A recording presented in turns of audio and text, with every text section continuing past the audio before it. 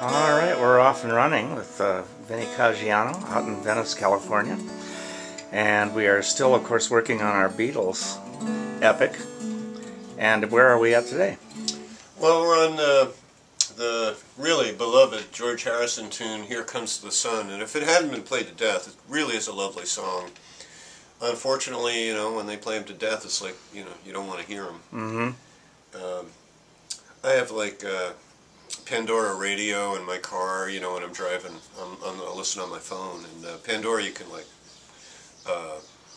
you know, kind of modify the way what you want to hear, and so I made kind of Beatles radio station along with other hits from that era. And whenever Here Comes the Sun or While My Guitar Gently Weeps comes on, unfortunately they're George songs, but like I can't, I get so tired of them. Yeah. That said, we worked up a version with the Venice Roasters. It's me and the upright bass, and we never performed it other than the two of us, but it's really sweet. It's a sweet tune, it really is. Oh, okay.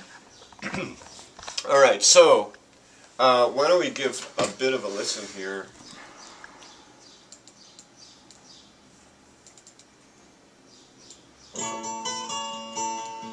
Now you notice that guitar sounds really high. Oh wow, it's between keys. Oh. It's between keys. The Beatles did that up to Abbey Road. That's amazing. Guitar wasn't tuned well. I don't know. It could be the way the MP3 is playing, because they did use a synthesizer in that, and so it has to be objectively tuned. So I don't know what's going on there. But the idea here is that the capo, you stick a capo on the 7th fret. Okay. Alright, what I'm going to do is I don't have a capo with me. I try to avoid them at all costs. Mm-hmm. But I do have one in my guitar bag for a student, so it's not with me right now. So what we're going to do is we're going to do the shape that we would have done up here with the capo here, down here. Okay. It's the same exact thing we'd be doing. You just put the capo on the 7th fret, go 2 frets up, play a D shape. Okay. So since this is out of tune with reality, I'm just going to not refer to that. That's fine. This is actually a really pretty complex tune for its simple sound and its basic message, you know. First of all, it's coming off a D chord, and you're strumming all the way down to the E, and then coming down to the B string. Now you do that old trick, creating a suspended second chord by removing the middle finger and putting it back, and then back to our B string.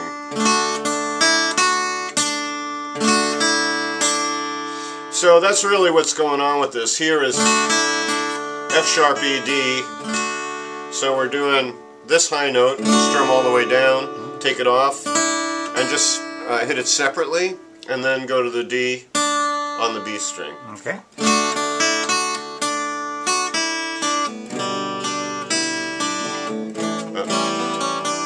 Now we'll get to that.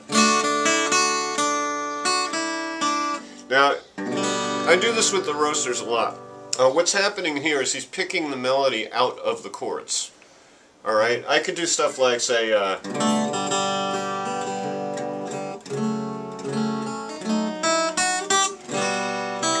that sort of thing, where you take the chord and you play the melody. Very often the notes are embedded right in the chord, and then the melody lines are usually like a few steps away from those notes, so you find a way to twiddle that around. That's kind of a specialty of mine. Isn't that... was that a big thing in guitar work in like the 50s and the 60s? Is it you do the melody within the chording? If you look at people like Chet Atkins, yes. But you know, you have to understand too, Chet Atkins in those days was propped up as a marvel of the guitar. He really stood out. He was playing on, you know, Johnny Carson and stuff like this in the early 60s.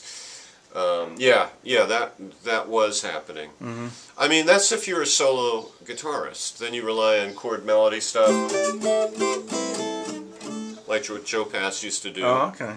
Highly recommended the Virtuoso record by Joe Pass, 2 volumes, beautiful. There we are. Work.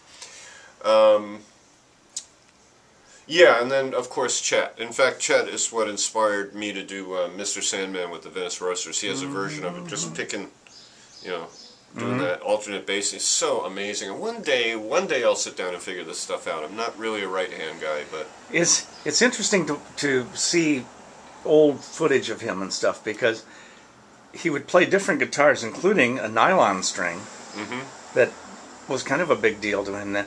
But also sometimes he would have a thumb pick, nothing else, thumb pick. And other times I'd see him and he'd have a couple finger picks on or something, depending what he was playing.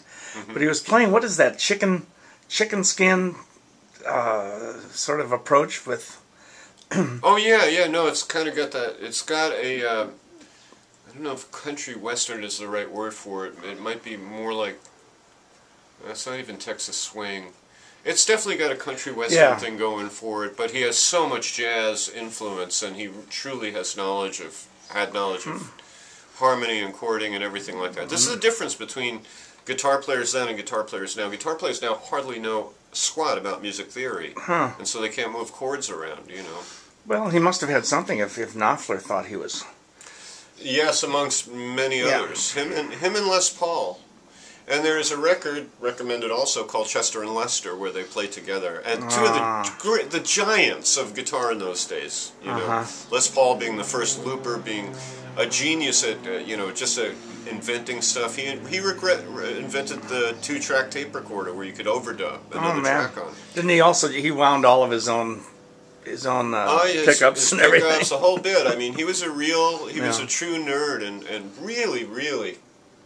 There's a documentary I think I mentioned before called Chasing Sound. It's about Les Paul, and it starts off a little slow, but after you get into it, it's so cool. The guy was unbelievable, just brilliant, and it's just cool all the way through. I mean, you know, you see at the very end of it, he's like about 91 years old, and he's playing at some club in the village. It's the Iridium. He'd play at every Monday or something like that. Speaking of Mondays.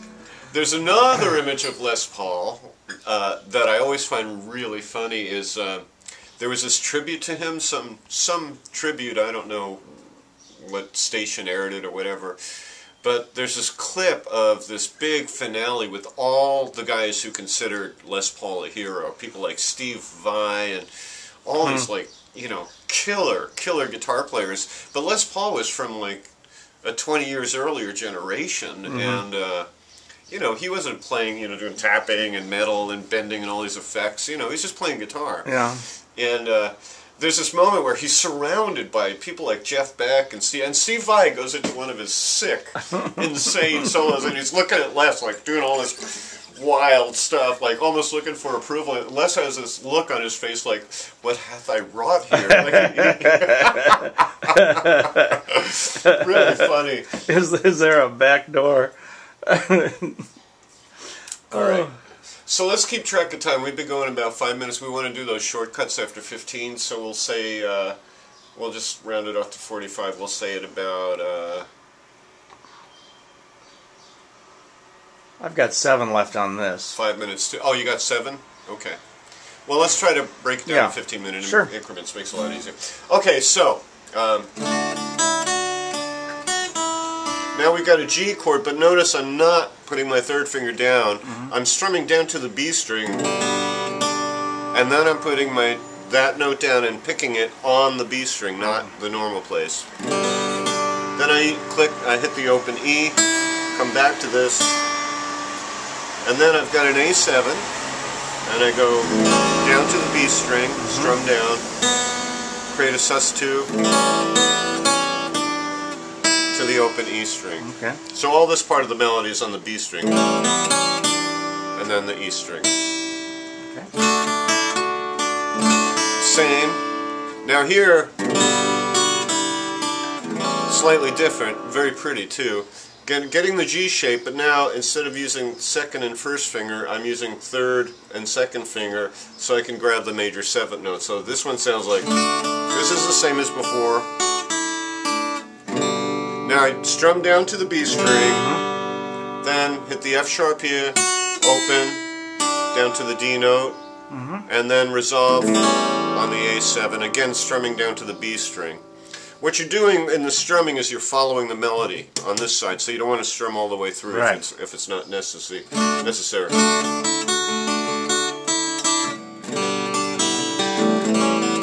Now we're this far.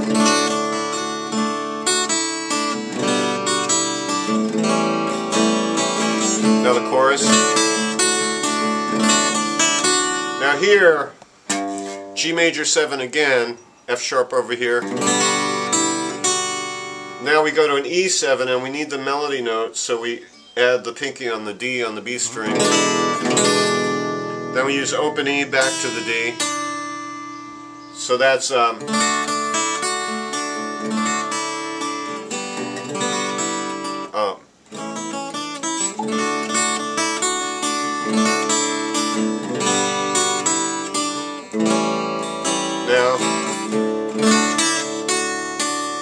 probably figure that out. It's slightly different, but the same technique being used, and actually the same notes at the introduction.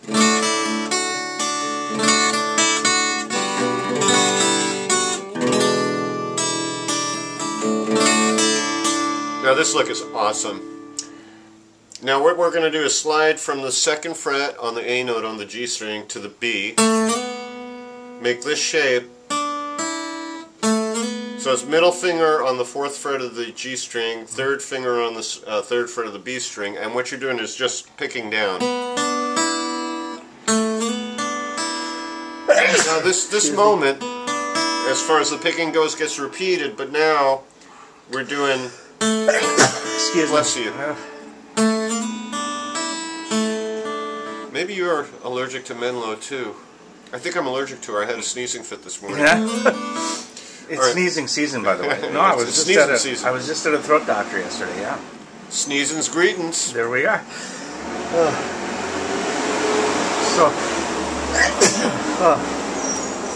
All right, so we're sliding. Should we wait for this garbage truck to pass? Jeez Louise already. Keep sneezing, at least we have an excuse. Alright, so sliding up to the B note, and then we're making this shape, which is an A and a D on the G and B strings. Okay. Then we take this off, then we bring it back. Every time we're going down, down, down, down, down, down.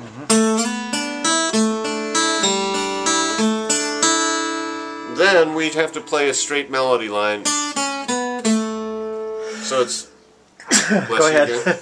D, C sharp, B, A. So here's the whole section. Okay.